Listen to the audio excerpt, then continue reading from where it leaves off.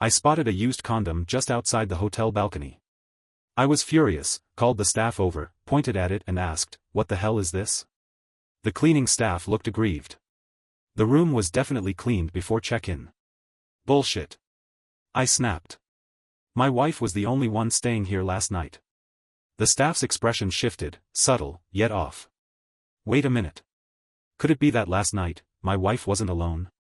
Christmas was 2 weeks away, and I was on my last business trip of the year. Meanwhile, my wife, Anna Miller, couldn't wait any longer. She said she wanted to head home early this year and told me to meet her directly at her parents' house. But this time, she didn't plan on staying with them. She claimed she wanted the comfort of a hotel instead. So, I booked her the best resort in town. After working so hard, she deserved a bit of luxury. The moment my business trip ended, I rushed straight to her hotel. After verifying my identity at the front desk, I received the room key without a hitch. The hotel was a mountainside resort, not too tall, designed as a series of apartment-style suites, each with its own balcony. Every balcony came with a private 2-person hot tub, offering a clear view of the distant snow-capped peaks. That was its biggest selling point. Dragging my suitcase inside, I noticed the room had already been tidied up. Anna had gone out early. I couldn't wait to check out the view. Stepping onto the balcony, I found it just as breathtaking as the ads had promised. It had snowed yesterday, and though today was clear, patches of white still clung to the mountain peaks. The scenery was stunning. I imagined myself soaking in the hot tub with Anna, watching the snow fall. The contrast of the crisp air outside and the steamy water inside, her skin damp and glistening. The thought sent a rush of heat through me. But just as I was immersed in my fantasy, something caught my attention. There, on the small ledge of the air conditioning unit outside the balcony, was a condom. A used condom. Every man knows exactly what that means. Disgusted, I stepped closer for a better look. No mistake, it was definitely used. My first thought was sheer revulsion. What kind of guest had stayed here before, so utterly lacking in basic decency? But then I glanced around. There was no way to toss something onto that ledge, except from this very balcony. My stomach lurched. I got angry all of a sudden. How could this be a 5-star hotel when they can't even handle hygiene properly? Fuming, I grabbed the phone and called the front desk. "Your housekeeping is absolutely disgusting," I snapped. "I want an explanation." It must have been my tone. Within minutes, the housekeeping manager arrived at my door in person, bringing along a cleaning staff member. They both took a quick look around before the manager politely asked, "Sir, could you tell us what seems to be the issue?" I didn't bother with pleasantries. I simply pointed toward the balcony. "Take a look for yourself." The moment the manager saw it, her face darkened. She immediately apologized, motioning for the cleaner to remove it at once. The cleaning staff also apologized repeatedly, saying that she had just cleaned in the morning and didn't notice it because there was still snow. This morning? I didn't like the sound of that. What are you trying to say? That I put it there? I just got here. My wife checked in yesterday around noon, and I doubt it was snowing then. Don't you check the rooms when they're vacant? The cleaner flushed red, clearly worried about getting blamed. She quickly defended herself, saying the room had been inspected before my wife checked in and that it had been completely clean. That only made me angrier. So you're telling me it wasn't there yesterday? My wife was the only one staying here last night. What exactly are you implying? I was livid, demanding to speak with the hotel's general manager. At first, the housekeeping manager tried to defend her staff, but seeing how furious I was, she quickly switched to damage control. She assured me it must have been an oversight, promised to address the staff's negligence, and even offered me 2 complimentary buffet vouchers as compensation. After a few more complaints, I felt my anger start to subside. This wasn't worth making a huge scene over, so I took the free buffet coupons and waved them off. But the cleaner didn't look pleased.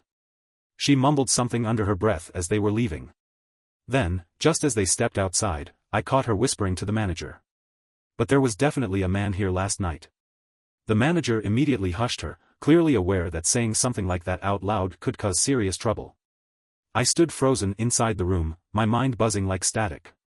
I had never even considered this possibility. Could that condom really have been left by my wife?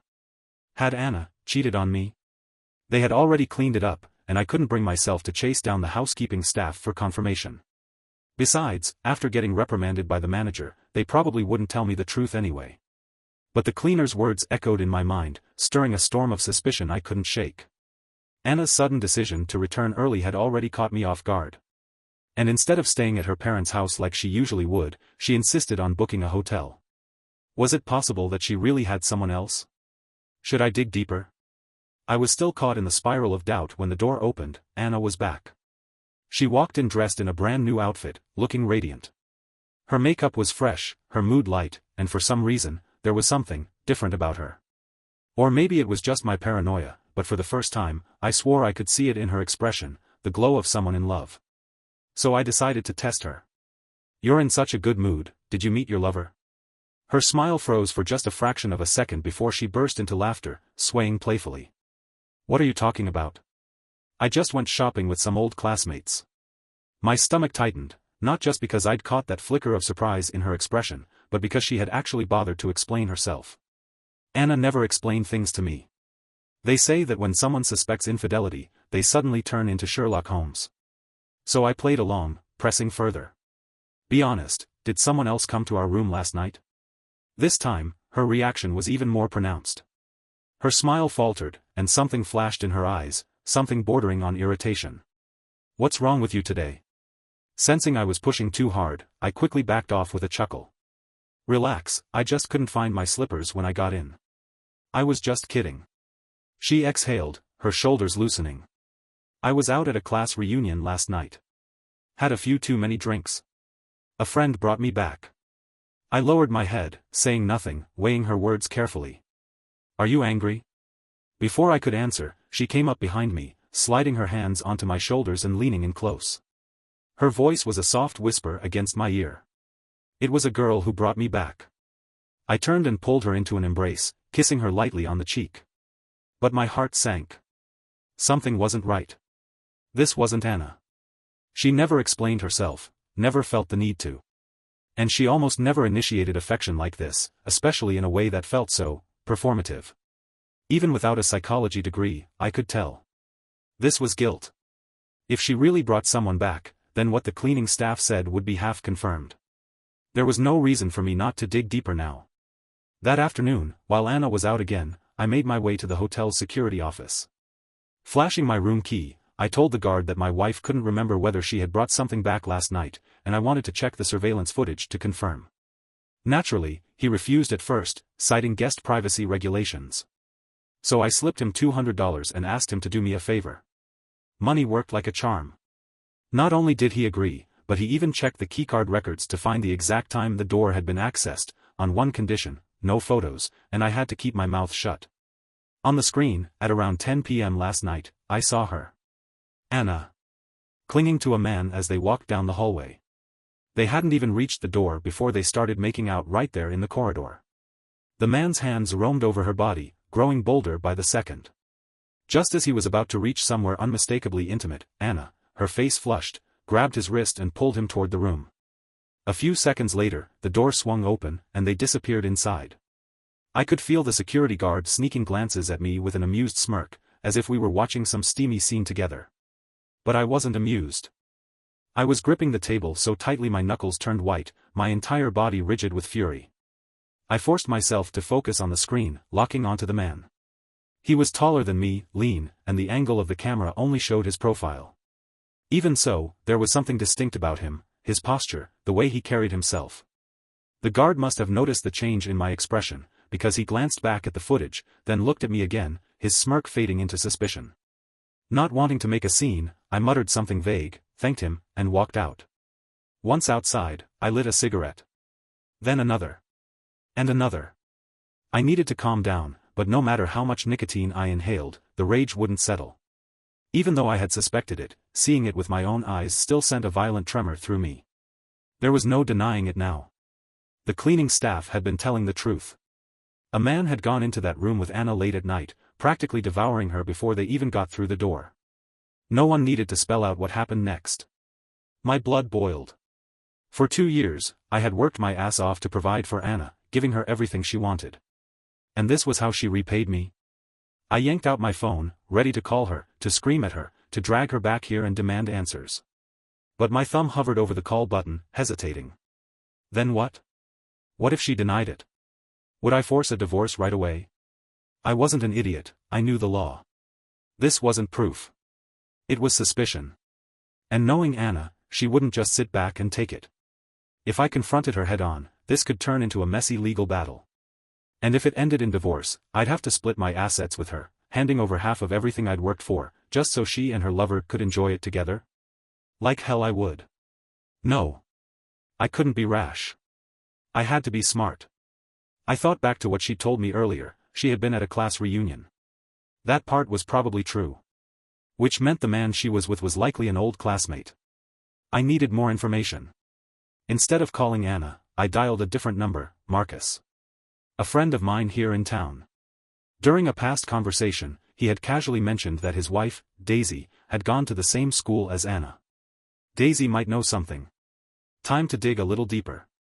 I hadn't expected digging up information on Anna's lover to go this smoothly. After exchanging a few pleasantries, Daisy got straight to the point. She said she had heard of Anna before. Back in school, she had so many admirers that 2 hands wouldn't be enough to count them. Marcus cleared his throat awkwardly, probably trying to soften the blow. Daisy tends to speak without a filter, he said. I chuckled bitterly. At this point, what was the use of lying to myself? So I cut to the chase and told them outright, Anna had cheated on me. That was why I was here. I needed their help to find out who the guy was. Marcus and I had always been close, and after their initial shock, neither of them hesitated. Daisy told me that back in school, Anna had dated a guy from her class, a good-looking one, but from a poor family and not exactly bright. Apparently, after Anna graduated and came back home, she had tried to rekindle things with him. But her parents had strongly disapproved, thinking he wasn't good enough for her, and in the end, they forced the two to break up. As I listened, something clicked into place.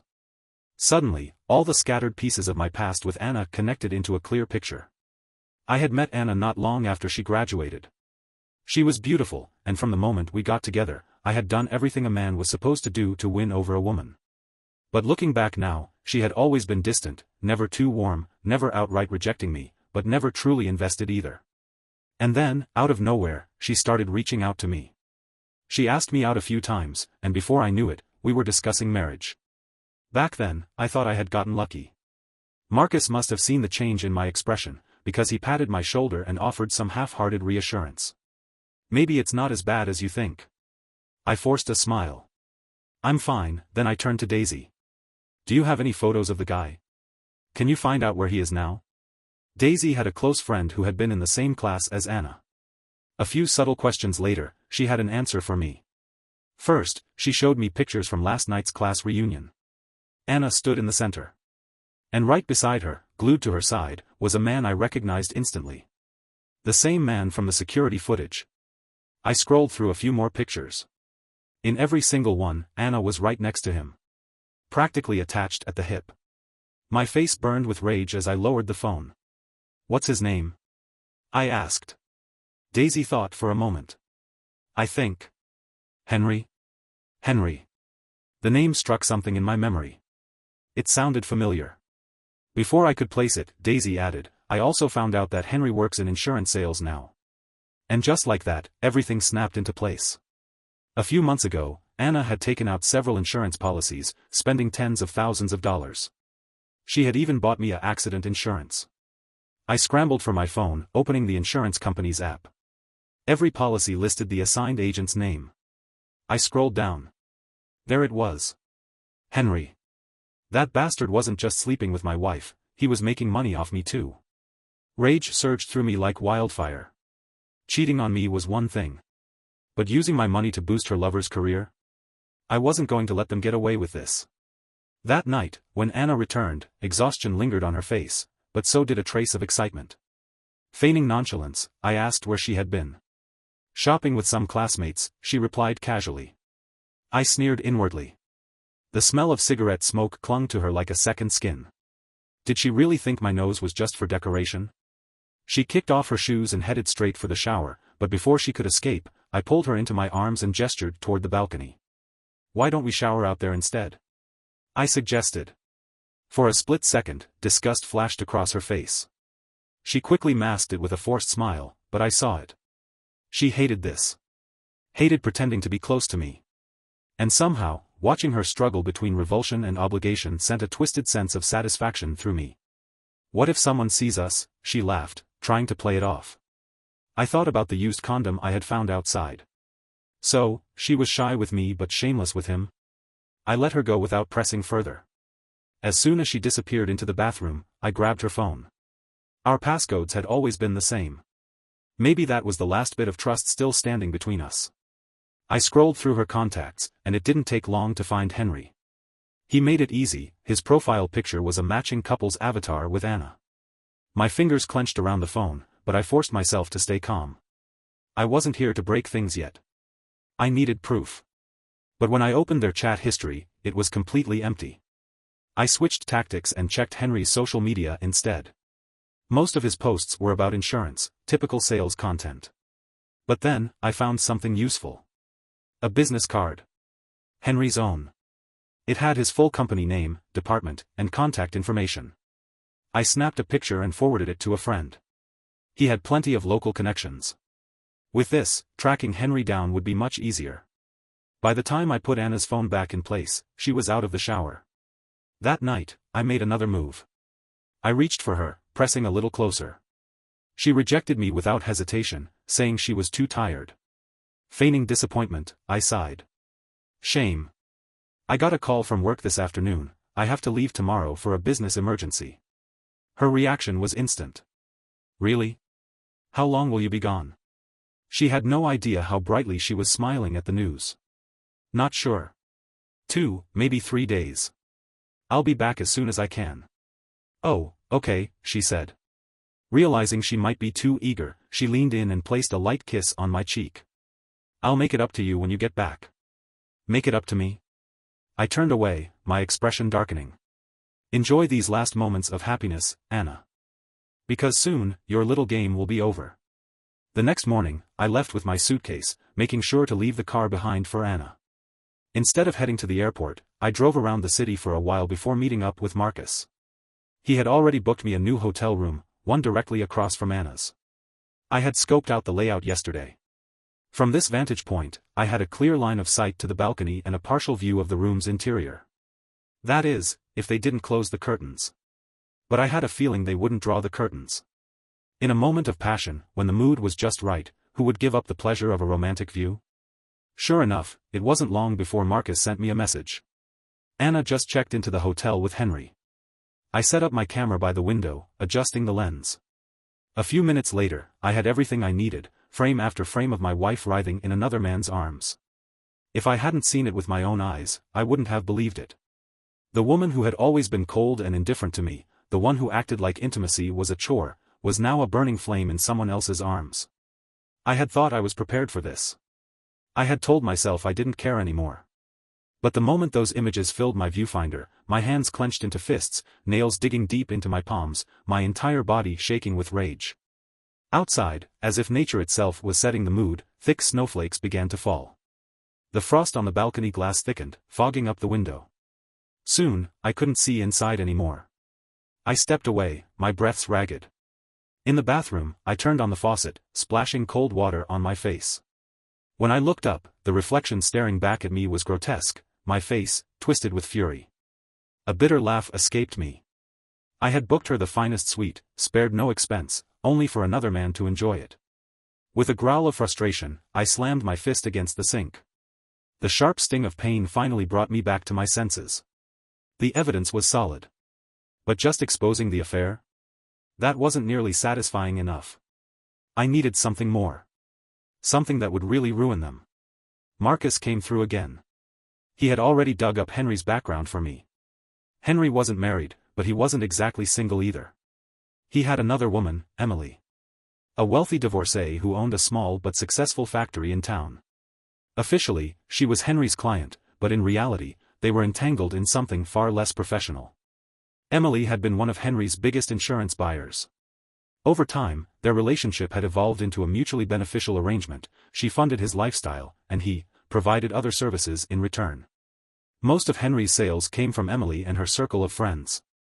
In other words, the entire insurance office knew the truth: Henry wasn't just a salesman. He was a kept man. Using a new social media account, I sent the photos I had just taken to Emily. It didn't take long for my phone to ring. "Who the hell are you? What do you mean by this?" Her voice was low and controlled, but the anger beneath it was unmistakable. I didn't bother responding. Instead, I texted her the name of the hotel. The phone rang again. And again. I ignored every call. By now, she had to understand exactly what I was telling her. 30 minutes later, Marcus, who had been waiting in the hotel lobby, sent me a message. "She's here." Emily had stormed in, heading straight to the front desk, demanding to know which room Henry was in. Of course, the hotel staff wouldn't just hand that information over. After a brief standoff, she gave up and stomped over to a corner of the lobby, dropping into a chair with a huff. I watched from my vantage point as she pulled out her phone, about to make a call, but then hesitated. Her grip tightened around the device before she stuffed it back into her bag, seething. Her eyes swept over every guest who walked through the lobby, searching. Yes, that's exactly what I wanted. Confronting them in private wouldn't be nearly as satisfying. If she was going to explode, it had to be in the lobby, where everyone could see. And the longer she sat there, stewing in rage while Henry was upstairs having the time of his life, the more that fury would build. But I wouldn't make her wait too long. I had already calculated the timing. Before I left Anna's room this morning, I had placed the complimentary buffet vouchers in an obvious spot. After a workout like that, they'd be hungry. And since this was a resort, the restaurant wasn't in the same building as the guest rooms. They had to pass through the lobby to get there. An hour later, my phone lit up with a video call from Marcus. I smirked as I answered. The show was about to begin. When the video call connected, the scene was already a chaotic mess. A stocky, curly-haired middle-aged woman stood in front of Henry and Anna, her expression thunderous. "Henry, who the hell is she? You told me you'd be working through the holidays, guess that meant working in bed, huh?" "Emily, listen, I can explain," Henry stammered, eyes darting around, avoiding Emily's gaze. He stepped in front of Anna, subtly waving his hand behind his back, signaling for her to leave. But Anna didn't leave. Instead, she stepped forward and latched onto his arm. "Henry, who is this old hag? She looks hideous, why are you afraid of her?" The moment the words left her mouth, Henry's face turned ashen. He reached out to cover Anna's mouth, but it was too late. Emily lunged forward. A sharp slap echoed through the hotel lobby. A vivid red handprint bloomed across Anna's cheek. "You little whore," Emily spat. "Watch your goddamn mouth." Anna froze in shock. "Henry," she shrieked, turning to him. "She hit me." She expected Henry to stand up for her. But before he could say a word, Emily turned on him just as fast, delivering a stinging slap across his face. "You think I'm giving you money so you can screw around with this cheap slut?" Henry didn't dare retaliate. He winced and stepped between them, trying to shield Anna from further blows. But Anna still didn't learn. "Who are you calling a slut?" she shot back, her voice shrill with rage. "Look at yourself in the mirror, you old hag. Who do you think you are?" "Bad move." Emily, already fuming, snapped.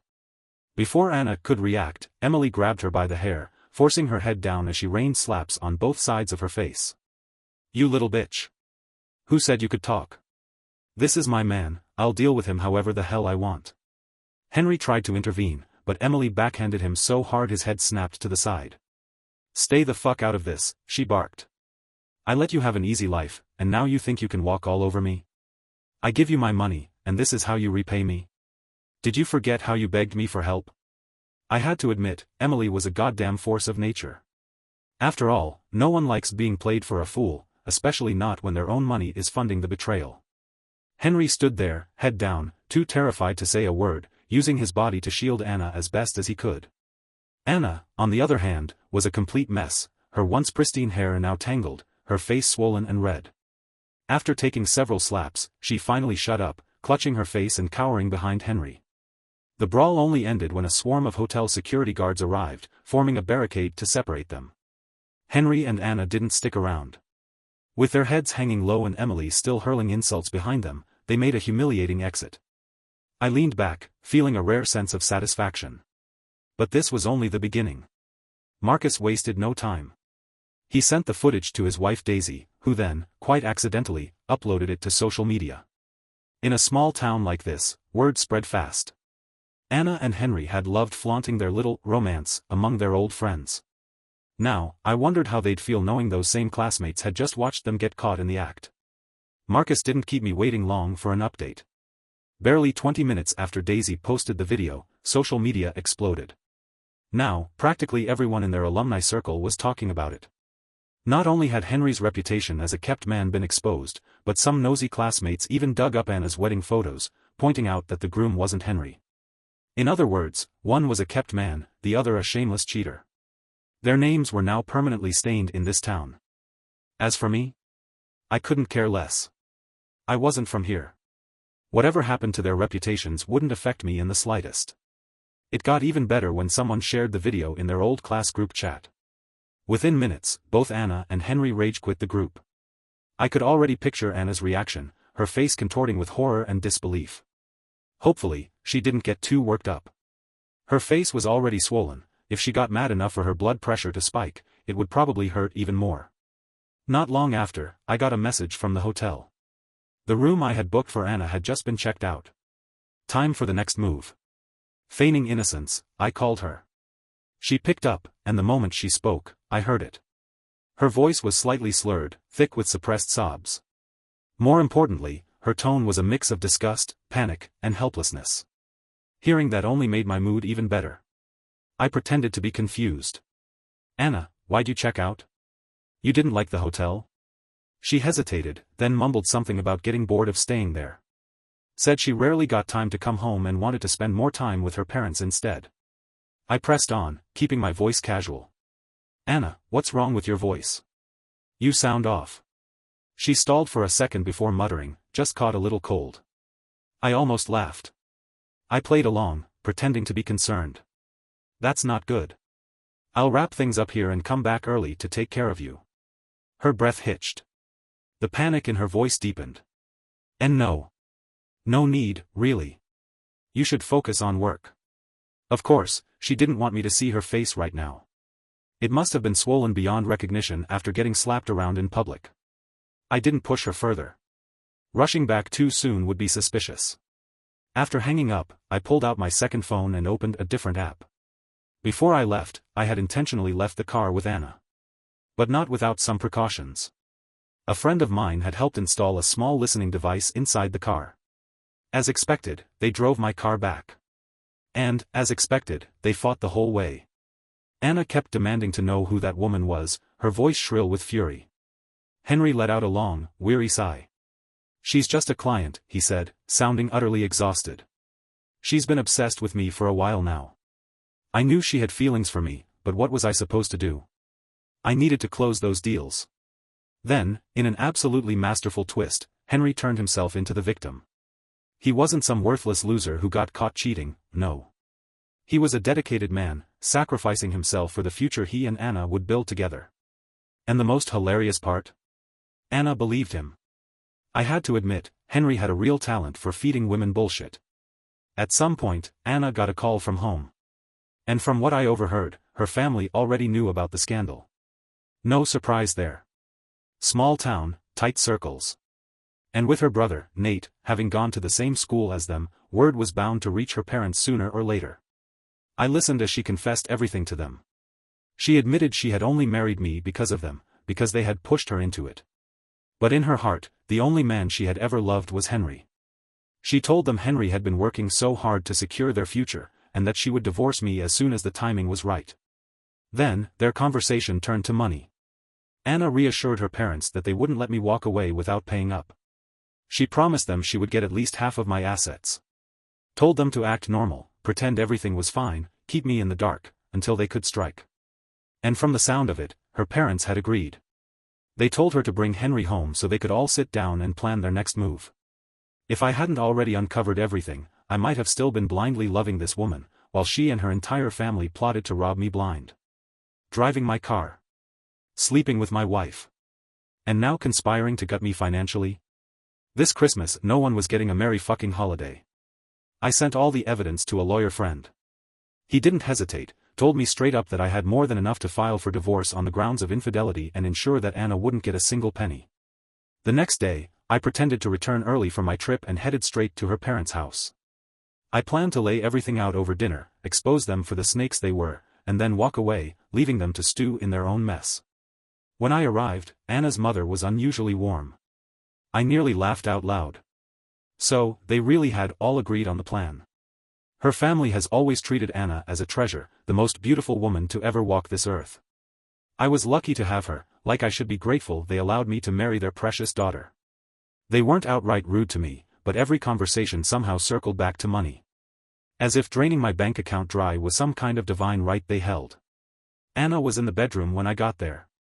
Her face, which had been bright red yesterday, had now turned a deep, ugly purple. The moment she saw me, her expression flickered between disgust and forced affection. Must have been so hard for her to keep up the act. I decided to poke the bear. "Anna," I gasped, feigning concern. "What happened to your face?" The look on her face was priceless. For a split second, pure hatred flashed in her eyes before she gritted her teeth. "I fell," she muttered. "Tripped and hit the floor." I widened my eyes dramatically. "So clumsy. Let me take a look, see if it's serious." I cupped her face gently, forcing her to meet my gaze. For a brief moment, I had the urge to return the favor, to slap her across the face as hard as Emily had. But I held back. No way in hell was I giving her an opening to accuse me of domestic violence. So instead, I just smiled. "Where's your dad?" I asked casually. "I brought some good stuff, thought we could have a drink while I show him something interesting." That had been the plan all along. Dinner time. The whole family gathered around the table. That's when I'd drop the divorce papers in front of them. And if anyone had anything to say, I'd shove the evidence straight in their faces and tear their entire household apart. Tonight, their plan came to an end. Anna suddenly told me that her father had gone to visit relatives in the neighboring town and handed me the car keys, asking me to pick him up. It was over 40 kilometers away. Normally, I wouldn't have questioned it, I would have just gone. But today, something felt off. Yesterday, their whole plan was to butter me up, to see if they could squeeze more money out of me before pulling the trigger. And they didn't even know when I was supposed to return. So why would they suddenly send me on an errand now? Something wasn't right. As I headed out the door, I casually asked Anna's mother, just to confirm. "When did Mr. Miller leave for paternal uncle's?" She blinked, confusion written all over her face. "What?" Before I could press further, Anna rushed out of the room. "Mom, come here, I need your help with something," she called, grabbing her mother's arm. Then she turned to me, all smiles. "You should get going. It's going to snow soon, and the roads will get slippery." Everything about this was wrong. As I stepped outside, my mind replayed the last few seconds, her mother's confusion, Anna's split-second panic. Something wasn't adding up. A chill that had nothing to do with the weather ran down my spine. I got into the car, still piecing things together, when suddenly a realization hit me like a thunderclap. I immediately checked the car's dashcam. Every single recording had been wiped clean. My grip tightened around the steering wheel. But there was one thing they hadn't accounted for. The miniature listening device hidden inside the car. They had no idea it was there. I quickly pulled up the latest audio recordings. And the moment I heard what they had been saying inside my own car, my entire body burned with rage. They were actually going to kill me. That morning, Henry had driven my car back to Anna, and dropped a bombshell. He had been fired. Because of Emily. After she left the hotel, she had gone straight to his company, called his boss, and made sure he was done. Since she was a major client, with wealthy connections to back her up, it hadn't taken much convincing. His boss found a flimsy excuse and kicked him out on the spot. Henry knew his career in insurance was over. At least in this town. So when he sat Anna down to talk, his voice was cold, filled with pure resentment. He told her he suspected me. That I had already figured everything out. Anna was shocked. To her, I had always been nothing more than a clueless idiot, a man who worked hard and never questioned anything. She insisted that when I had called her yesterday, I had sounded normal. But Henry wasn't buying it. He was desperate. Cornered. And that's when he said it. If they wanted to be together, if they wanted to live well, they had to take a risk. No more waiting. No more hesitation. He reminded her that she had bought me $2 million in accident insurance. All she had to do was let it happen. With me gone, she wouldn't just get the payout, she would also inherit everything I owned. No lawyers, no settlements, no drawn-out divorce battle. Just instant freedom and wealth. At first, Anna was terrified. But Henry knew how to break her down. Sweet words, empty promises, and enough fake tears to convince her it was the only way. And in the end? She agreed. Henry then revealed that he had already tampered with my car. Said he used to study auto repair. All it would take was for me to hit 100 miles per hour, and the brakes would fail. No skid marks. No signs of foul play.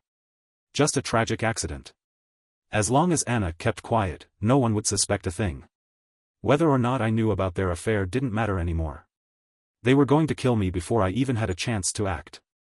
And they thought they would get away with it. They thought I was stupid. They thought I would just die like an obedient little fool. But if they wanted a war, they were about to find out what real hell looked like. The moment I finished listening to that recording, I felt like I had plunged into an ice-cold abyss. Then, just as quickly, every drop of blood in my body surged to my head like a tidal wave of fury. My wife was planning to kill me. All so she could run off with her pathetic excuse of a lover.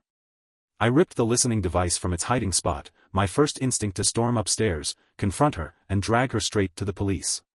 But then, I spotted someone walking through the front gate of the neighborhood. Nate. Anna's younger brother. Lazy, entitled, and just as selfish as she was. To him, I had never been more than a walking ATM. He barely acknowledged me unless he needed something. But now? Now, it was my turn. If she wanted to play dirty, then so could I. I had noticed earlier, her mother had looked completely unaware of the murder plot. Which meant her family didn't know. I called out casually, "Hey, Nate. Want to drive?" His disinterested gaze barely flicked toward me, until he registered what I was offering. I had refused to lend him my car after a few too many accidents. He had even whined to Anna about it multiple times, complaining that I was being stingy. Now, the moment I mentioned driving, his eyes lit up. I kept my tone light. "I have something to do. Why don't you go pick up your dad?" Nate didn't even hesitate.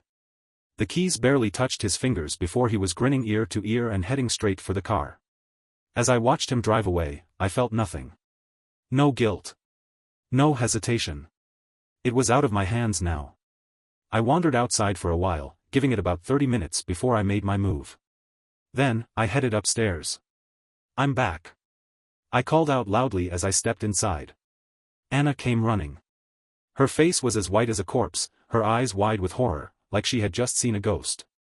You're back? Already?" Her entire body was tense, her gaze flickering over me, checking for something. I smiled. "Yeah." I ran into Nate downstairs. He said he wanted to drive, so I let him go pick up your dad instead. The color drained from her face. Her lips parted, but no words came out. Then, without another second of hesitation, she spun on her heels and bolted into the bedroom, grabbing her phone. Her fingers fumbled over the screen, shaking violently as she frantically tried to make a call. I leaned against the doorway, watching her in silence. Her whole world was collapsing. And she knew it. I didn't bother pretending anymore. I simply stood in the living room, calmly watching as Anna spiraled into a full-blown meltdown. She dialed again. And again. And again. Until, finally, after what must have been dozens of failed attempts, she snapped. Tears streamed down her face as she turned wild-eyed and charged at me, fists clenched. "You did this on purpose, didn't you? You knew.